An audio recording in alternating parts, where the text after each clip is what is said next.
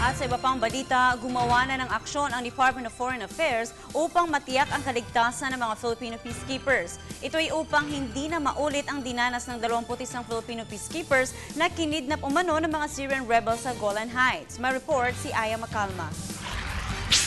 Matapos dukutin ng 21 sundalong peacekeeper sa Golan Heights kamakailan, nagbigay ng liham si Ambassador Libran Cabactulan sa United Nations Security Council na dapat gumawa ng paraan ang United Nations upang masiguro ang kaligtasan at seguridad ng bawat peacekeeper sa Golan Heights. Ito upang masiguro na malayo makakagalaw ang bawat peacekeepers para magawa ang kanilang obligasyon at commitment sa ilalim ng international law. We are concerned about the safety and the security of our peacekeepers all over the world, and that we are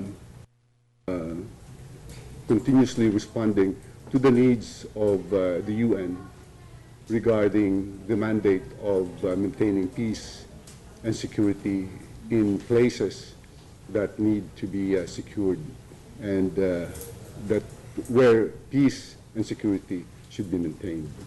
Ayon kay Assistant Secretary Raul Hernandez, sila ay umaasa na gagawa ng bagong security measures ang United Nations upang maiwasan ang mga ganitong insidente nang sa gayon magawa ng mga peacekeepers ang kanilang mandato. I think what we are expecting from them, I think it's maybe a particular steps and measures that they will have to undertake in order to make sure and ensure that all peacekeepers are well protected, and also that their security and their safety are made a priority.